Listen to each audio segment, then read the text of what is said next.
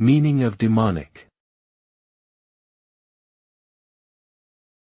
Demonic.